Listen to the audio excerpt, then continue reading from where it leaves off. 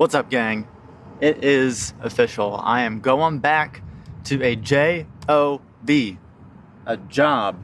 So starting next week, I'm going to be doing a travel PT gig in Harrisonburg, Virginia, which is about an hour and a half, maybe a little bit over from where I live. I'll be doing that for 13 weeks.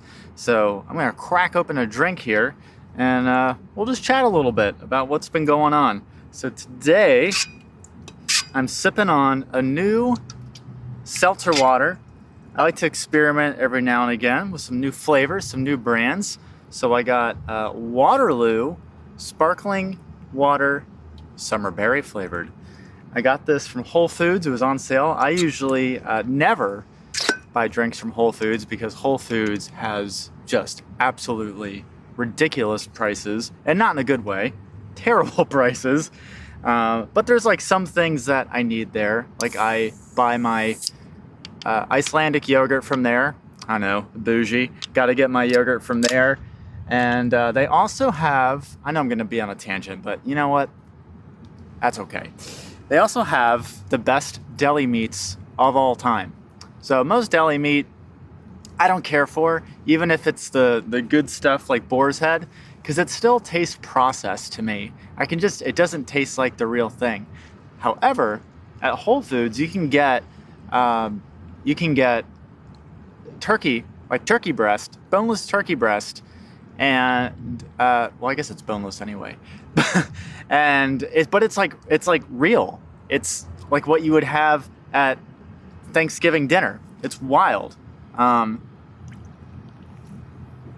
yeah, I get my deli meat from there, but usually that's like all I get from there, because if I tried to do my whole grocery trip there's a lot of mosquitoes out here. So if you see me swatting a lot, it's because there's a shit ton of mosquitoes out here.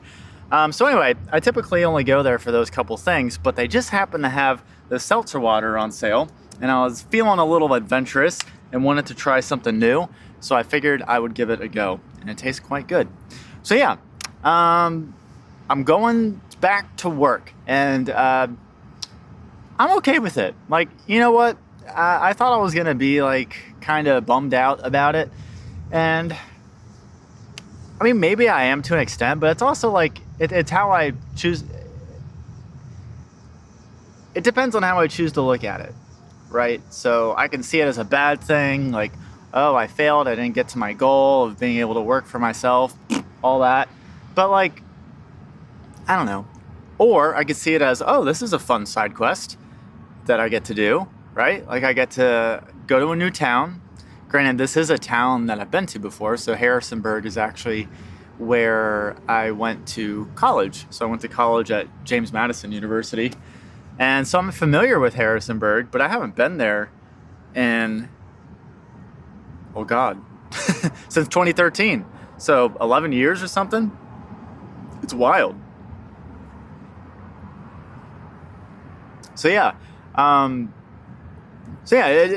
get to see how the town has changed, and yeah, I'm just choosing to see, like, there's a lot of good things about this. Like the place that I'll be working at, it seems like a cool place. Like I chatted with the guy, the hiring manager, supervisor, whatever you want to call him, and he seems like a pretty cool dude. No, I mean, like with a lot of these travel jobs, they try to hype it up a little bit because they want someone to work there. Because like with all these travel gigs, like there's a reason that they're getting travel physical therapists, or even for like nursing, why they get travel nursing. It's because, one, people don't want to live at the location that the facility is at, or the place is just like a toxic work environment.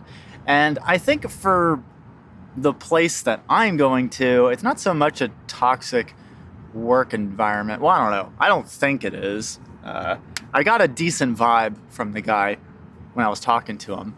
I think really it's the other one. I don't think a lot of people like to live in Harrisonburg, Virginia, because outside of the college town, or outside of the college, there's really not a lot. There's not like a thriving. There's not a lot of stuff to do, for young professionals in their late 20s, early 30s, there's not as much going on, at least compared to where I live now. So I think a lot of people don't want to live there because of that. There's just not a ton going on. However, the flip side to that is it is incredibly scenic. So this is this is probably like the thing that I'm looking forward to the most. Is Harrisonburg is situated in the Blue Ridge Mountains. And so the Blue Ridge Mountains are so scenic, they're so beautiful. I mean, they're not as big as the Rocky Mountains or whatever, but they have their own beauty to them. The Blue Ridge Mountains do. And so being in a city that's nestled in the Blue Ridge Mountains is really cool, especially in the fall. Like there's no better time to be in a place like that than in the fall. It's just, I don't know. Fall is hands down my favorite season. There's the air smells different, like in a good way. The air is crisp, is what it is. And pumpkin beers start getting released, and that's one of my favorite things. I love me a good pumpkin ale. You got the leaves changing, which is arguably one of the most scenic things to ever witness, and something I took for granted a lot when I was growing up. And they didn't have that. And when I lived in Florida, there's no leaves changing in Florida. It's all the same. It's just nothing but palm trees. And so when I lived in Florida, I sort of I forgot how much I liked the seasons and how cool it is to see the leaves change. And there's no better place to watch that happen, in my opinion, than to be like in the Blue Ridge Mountain area, because you can drive. There's a main road called Skyline Drive, and it kind of just weaves through the mountains, and you can get a really cool sense of the leaves changing. It's just super scenic. It's wonderful. And I'm really excited for that. I'll be renting a place over there so that I can work this 13-week contract. And so I really lucked out because I happened to know somebody that was renting a place there, and so I got a really good deal on a place that I can rent there. And the cool thing is that it has a good amount of space so that I can bring the stuff that I need to be able to record videos. And I don't have a ton of equipment when it comes to recording videos, but I have a lighting kit. I have multiple lenses for my camera and stuff. And I don't know, it's a lot of little things that can add up. And not to mention I need my desktop set up, so I need to be able to bring my monitor. And so there should be plenty of room for all of that, which is really, really cool. So I'll be able to keep up with everything that I'm doing. So still working on web design and coding and all that fun stuff. And I'll certainly have less time for it. I think that's probably, that's the biggest drawback with this, is I'll have less time for that stuff. And I'll have to force myself to do some of that after getting home from work. Now, I've done all this before, right? Like when I worked my previous job, I'm certainly no stranger to doing that.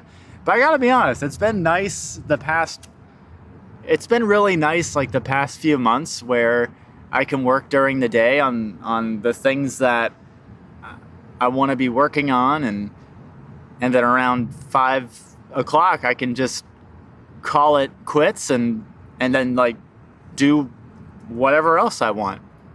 Watch a show, go outside, play Cyberpunk, which is a game I've been playing a lot lately. So fun. Oh my God, I love Cyberpunk. I'm probably going to play that later today. That game, so I played that. I'm going to go on another tangent. Why not? So I got Cyberpunk when it first came out. Buggy as hell. Everyone was shitting on it. But you know what? I still liked it. Even when it was buggy as hell, I thought it was great. It was so fun. And so that was, I guess, when did that come out? I think that came out in 2020 or something. And so about a month ago, I had just finished another game called Control. super fun game about like telekinesis and stuff. Oh my God, it's so fun. The story is just engrossing. And I'm telling you, like, it never gets tired of using telekinesis to just completely obliterate your enemies. There's nothing more satisfying than that. And so I played that game for like, I don't know, over 30 hours, which is a lot for me. And it's a single player game, so you can only spend so many hours on it anyway. But then after that, I was in one of those gaming lulls where I was like, I don't know what to get next. And I thought about getting Borderlands 3 because I kept hearing about the Borderlands movie, which apparently was a sack of rotten shit. But I thought about getting Borderlands 3, but people were saying the story to it sucked, but the gameplay was good. And I used to not care about the story, but as I've gotten older, I guess, I've started to care more about the story of games lately. And so, and I don't know why, but I certainly care about gameplay too. But having a nice story to compel me is also a great thing as well. And so I thought about getting Borderlands, but then I loaded up, or rather I found the icon on my desktop for, the app is called GOG. I forget what that stands for, but that's like that's like CD Projekt Red's game launcher or whatever. That's the company who made Cyberpunk. And so I was like, you know what? I can see myself getting back into that world again. And folks, let me tell you, it has been a blast getting back into Cyberpunk, especially because they updated it to version 2.0. I think it's like maybe 2.1 or 2.2 now. It's like a totally different experience. It's like I'm playing a brand new game. It is so like freaking awesome. I'm trying to be this. If you ever played it, if you haven't played it, it's basically like this dystopian kind of steampunk future where you're basically, I don't even know how to explain the game.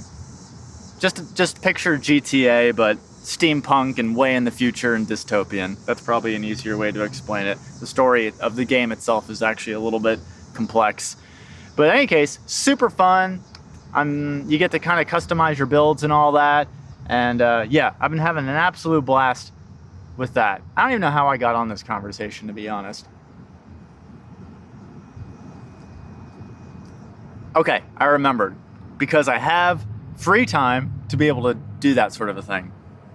So being able to, not have a traditional job the past several months, I've been able to have that free time in the evening to kind of just not spend time. I'm getting eaten alive by mosquitoes. I didn't have to worry about being productive during the evening. And so now that I am getting a job again, I will have to worry about being productive. But let's go over some other pros and cons, because there are several. Here's a pro. There's no longer a countdown, and that's arguably one of the biggest pros of doing this. So the pro is that I will actually have a steady stream of income coming in, and that's going to feel quite nice, considering that I don't know why, but my like YouTube income and affiliate income has been absolute garbage the past month or two, and I don't know what the deal is. I don't know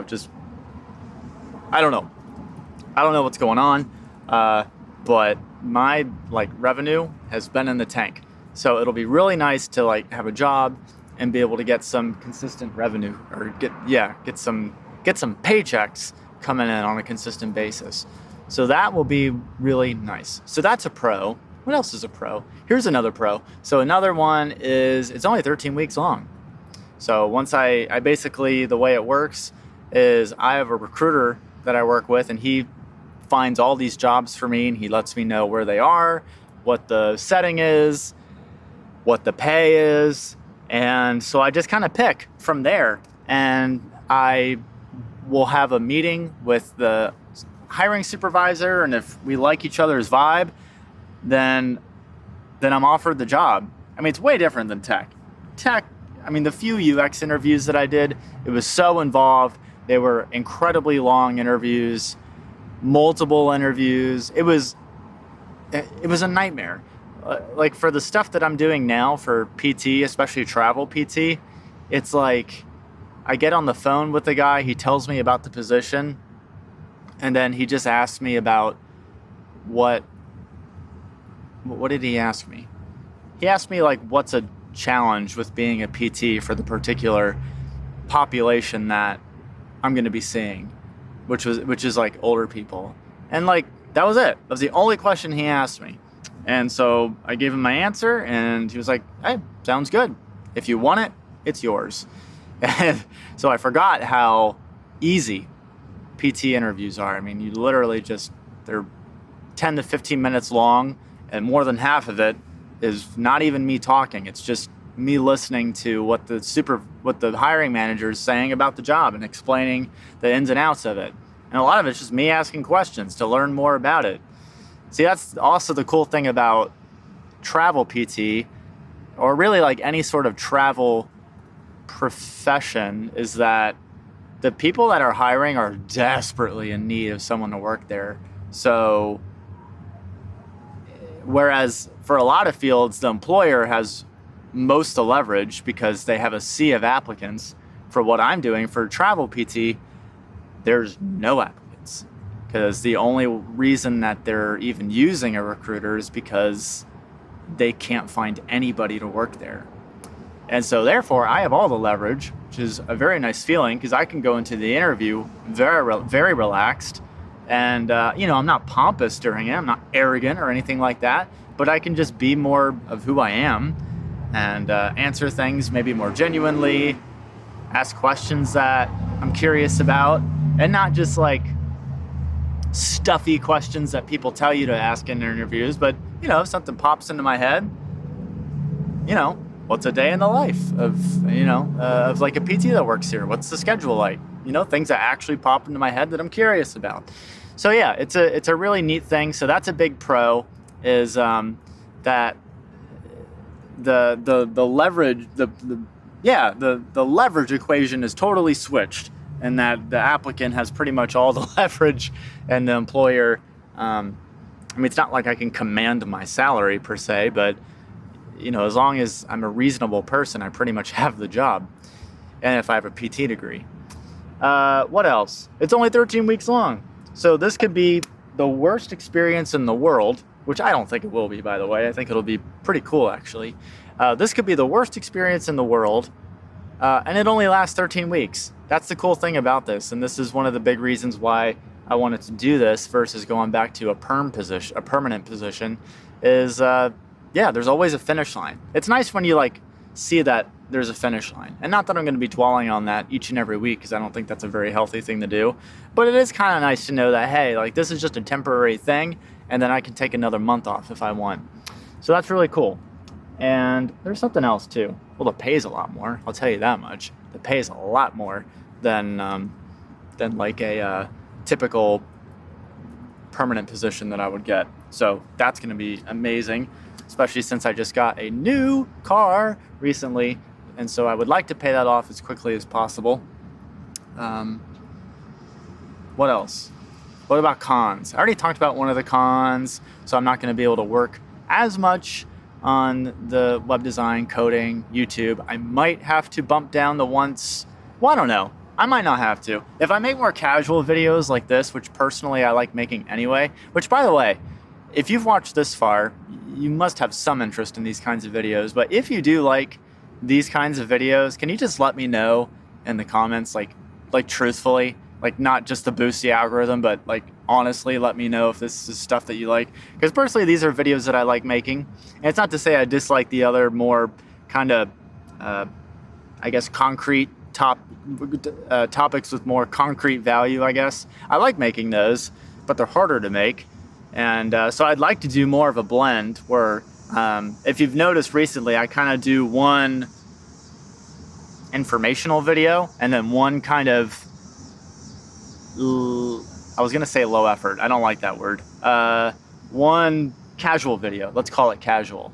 And so if you like these casual videos, I've already gotten a couple comments from people saying that they like these kinds of things. And frankly, I like making them. So yeah, just let me know in the comments. That would just help me out a lot. I probably will still make them anyway, but it is nice to know if people, resonate with it. There's something else I was gonna say. Let me think for a second.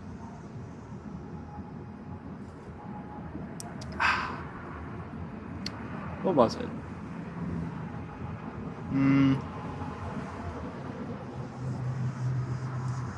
Where was I, gang? I was listing out pros and cons. I think I'm on the cons. So what we talked about? We talked about less time. Talked about that the city's a little less happening. Not as much time for coding, web design. Is that it?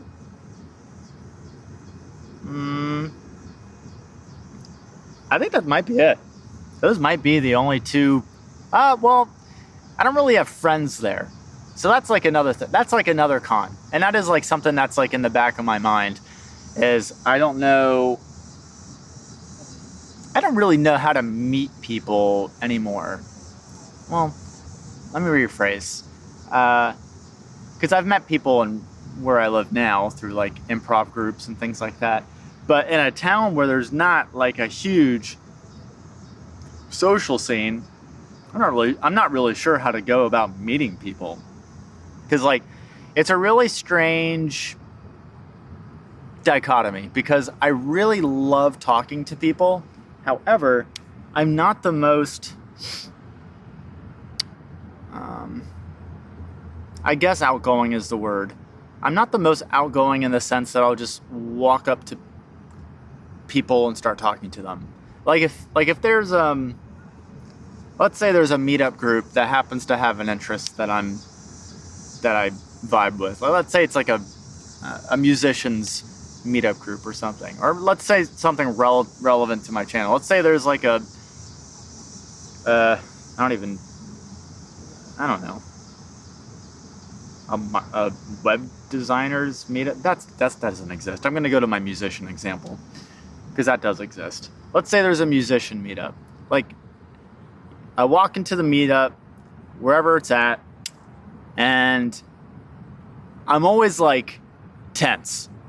And so I'm not like the most, maybe it's not a fact that I'm not outgoing. It's more of like a shyness, anxiety, social anxiety kind of a thing. It's I'll do it. Like I will go up to people and talk to them, but it's not easy for me. Like I see some people that have a really impressive ability to be able to go up and just talk to people and have no qualms doing so. I think the mosquito number is amplifying around here, and I see a big one flying around me. So yeah, I'm just not as willing to go up to just like random people and start talking to them. I would like to have that ability. Like if I could snap my fingers and have one social attribute added to me, it would be that. If I had to add one perk, now I'm just thinking about Cyberpunk again. If I had to mod my stats and add one attribute perk, it would be the ability to just talk with random people and not feel weird about it. So yeah, I would like to figure out a way to meet people when I'm over in Harrisonburg, because I don't mind being alone, but I do. I've learned about myself that I can't be alone for a long period of time because I do get sad. I'll be honest, I get sad. I need social interaction with people, and it can't just be online either. Like I need in-person interaction. I've learned that about myself, and so at the frequency that I've been doing it lately, which is like I'll usually see friends once a week, maybe twice a week, that's a pretty good frequency for me. And so I think I just need to put myself out there when I'm over there and meet some people, and even if I have a tough time meeting people, it's only an hour and a half away from where I live, so I can always come back here and just hang out with some of the friends that I have here. Because one of the things that I didn't mention, and maybe you could infer it or not, but I'm keeping my apartment in Richmond, and I'll be renting a place in Harrisonburg. So I'm basically going to be having two residences. So that will be nice. in the sense that I can kind of just go back and forth whenever I want, like on weekends. Obviously that's expensive, but the increase in salary with travel kind of makes up for it. So yeah, that is pretty much what is going on in my world. It is a pretty nice day today, minus the mosquitoes attacking me.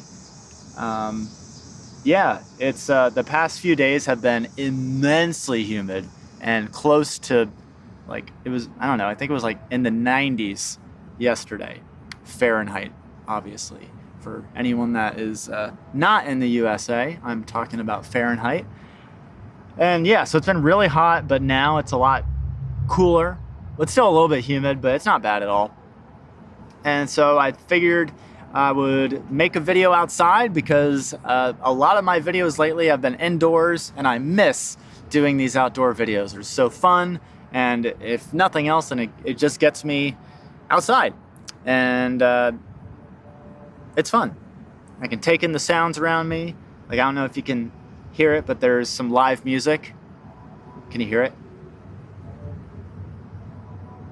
Maybe not, but it's bouncing off the walls over there. So yeah, it's just, I don't know, it's cool to be outside. I hope you're doing well, whatever's going on in your world. Hope everything's going great. Hope you got some cool plans going on, whatever that may be. Or maybe you've already had cool plans. I know the summer's end, so a lot of people vacation and go on trips for the summer. So hopefully you've had some cool things going on. And yeah, I think that is about it. Appreciate you watching the video, I really do. And for those of you that have subscribed and have been a viewer for a long time, that does mean a lot to me. And even if you have sort of just been tuning in, I appreciate you all the same. Yeah, I think I'm just rambling now. So I'm going to sign off here, but have a wonderful day, a wonderful rest of your night. And yeah, I'll just keep you in the loop. And who knows, maybe the next video that you see might be me in Harrisonburg. All right, talk to you soon. Bye.